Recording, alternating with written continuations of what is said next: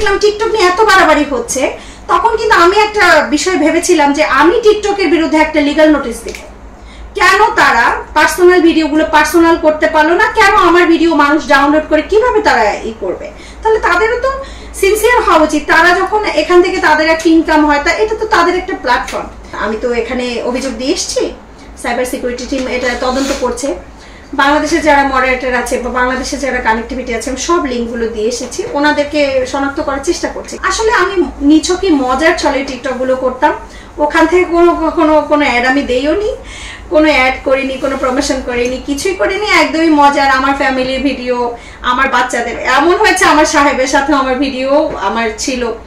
এগুলো তো কখনো তো আসলে সত্যি কথা বলতে আমি তো বুঝতে পারিনি এগুলো যে আমার পার্সোনাল ভিডিওগুলোকে নিয়ে এইভাবে মানুষ, এটা তো আসলে আমার বোঝার কথা না, তাই না?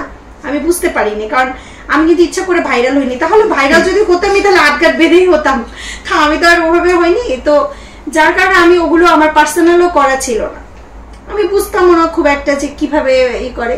আর আমার খুব একটা বদার করছি না ওই জন্য, কারণ আমি জানি আমি কতটুকু করেছি। আমার ফ্যামিলি ভিডিও আছে, আমার ফ্যামিলির ছবি আছে, কোথাও ঘুরতে গিয়েছি সেই ভিডিওগুলো আছে। তো তারপর আমি ওটাকে পার্সোনাল করিনি, কারণ টিকটক তো আর আইনত দণ্ডনীয় না, তাই না? তখন আমি তখন কি করলাম যে আমাদের আইনজীবীরা যে এইগুলো লিখছে, আমাদের কত আইনজীবী যে এই অ্যাড দিয়ে বেড়াচ্ছে টিকটকে, ইভেন তো তাদের নাম্বার দিয়ে, দেখেন আমার টিকটকে ঢুকে আমি তো ফোন নাম্বার দেইনি, আমি কিছুই দেইনি, তাতেও মানুষ অনেক ইনবক্স করে অনেক সময়। আমরা তো দরকারও মনে করি না যে ওগুলো আমি একটু খুলে দেখি কে আসলে, আমাকে অনেকেই লিখে আপা আমার মামলার বিষয় দরকার, আপা আমার, আমি কিন্তু ওখানে, কারণ আমি ওটা জাস্ট এন্টারটেইনমেন্ট একটু ফান করার জন্য করি, ওটা থেকে তো আমার আসলে কোনো রুটি রুজি নাই। আর সাইবার বুলিং যে কি পরিমাণ একটা দুর্বিষহ ব্যাপার, আমি অনেক ধরনের ইউটিউবারকে দেখেছি মিডিয়া এসে কান্না করেছে, কিন্তু আমি খুব স্ট্রং মেন্টালিটির মানুষ। আপনারা কতটুকু বুঝতে পেরেছেন আমি জানি না, আমি এটা নিয়ে যদিও বদার করিনি, তারপরও আসলে খুব কষ্ট হয়েছে বিষয়টা হজম করা। কারণ হয় কি, আত্মীয় স্বজন অনেকে যারা বোঝে না, যারা জানে না, অনেকেই তো না বুঝেই আমাকে দোষ দিয়ে দিচ্ছে। আমার ভুল ছিল কি বলেন তো? আমার ভুল ছিল কি একটা ভিডিও করা মামুনের সাথে, এটা একদমই মজার চলে। এবং ভিডিওটা কি, ভিডিওটা কোনো মানে এমন কোনো ভিডিও না যেটা মানে খুব দৃষ্টিকটু। আমি পাশে বসে আছি, মামুন যেটা একটু লিপস দিয়েছে, লিপসের ব্যাখ্যাও বলি, যখন ওকে আমি জামিন করালাম, তো ওই গানটা সিলেক্ট করে বললো আপু আপনাকে পেয়ে আমি আশা পেয়েছি, তুমি ছিল না আশা, এই টাইপের একটা গান আছে। তো আমাকে বলছে আপু এটা আমি আপনার সাথে আসেন একটু করি, একদম মজার ছেলেটাকে। আর আমি সত্যি স্নেহ করেছি। ছেলেটার বয়স যদি হন 20, আমার ছেলের বয়স আছে 11+, তাহলে আমি তো মনে করি ও আমার ছোট ভাই, আমার একটা ছোট ভাই আছে ওর চেয়ে বড়, আমার ভাইগুলো যারা আছে আমার ভাইগুলো ওর চেয়ে অনেক বড়, তাহলে ওকে আমি সিম্প্যাথেটিক দৃষ্টিতে ওইভাবেই দেখেছি। কি ওর ফ্যামিলিটা আমি দেখেছি, ওর মা আমার কাছে এসেছে আমি দেখেছি, সবকিছু মিলে আমার ওর প্রতি একটা সিম্প্যাথি যাবেই, এটাই স্বাভাবিক, এটা মানুষ হিসেবে মানুষের জন্য যাওয়া। তারপর কি হলো, অনেকে লিখলো, যখন মামুনের মা কান্না করলো আমি একটু আন্টিকে সান্ত্বনা দিলাম।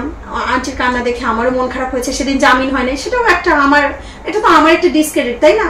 একজন আইনজীবী যদি একটা মক্কেলকে জামিন না করাতে পারে, রিমান্ড আমি নামঞ্জুর করেছি, এটা যেমন আমার ক্রেডিট, বাট আমি যখন আইনজীবী হিসেবে জামিনটা নামঞ্জুর হয়েছে তখন ওটা আমার জন্য, এবং আন্টি যখন কান্না করলো ওটা তো আমার জন্য খুবই ডিসক্রেডিট এবং আমার জন্য মন খারাপের একটা বিষয়। একদমই একজন মানুষ হিসেবে আমার মনটা খারাপ হয়েছে। তো সেটাকে কি বললেন, আমার খুব সুন্দর একটা ফ্যামিলি আছে, আপনারা যারা ফেসবুক আমার মনে হয় ইতিমধ্যে সবাই দেখে ফেলেছেন, আমার 3টা বাচ্চা আছে, তো আমার একটা ফ্যামিলি আছে, আমার একটা সোসাইটি আছে, সোসাইটির কাছে আমাকে একদম আমি যারা করেছেন আমি তাদেরকে অভিশাপ দিব না, জানি না তারা কারা, আমি বলবো যে শুনেন, আমরা যদি খুঁজেও না পাই, ওনারা কি দেশের বাইরে থেকে এগুলো মেনটেন করে, খুঁজে পাওয়া যায় না। কিন্তু আমার কথা হচ্ছে মাঝখানে মানে আমার নিজেকে ক্লারিফাই করতে যতটুকু সময় লাগবে ওই সময়টা আমার জন্য খুবই খারাপ গেছে। এটা আমি কান্না করবো না অন্যদের মতো, কারণ আমি ফ্যামিলি থেকে খুব সাপোর্ট পেয়েছি। আমার ফ্যামিলিতে যারা ছিল, আমার হাজব্যান্ড, আমার বাবা মা, আমার যারা, তারা আমাকে খুব বোঝে, তো আমাকে চেনে, তখন আমাকে তারা বলেছে কোনো ব্যাপার না, 2 দিন পর ঠিক হয়ে যাবে, এরকম হয়।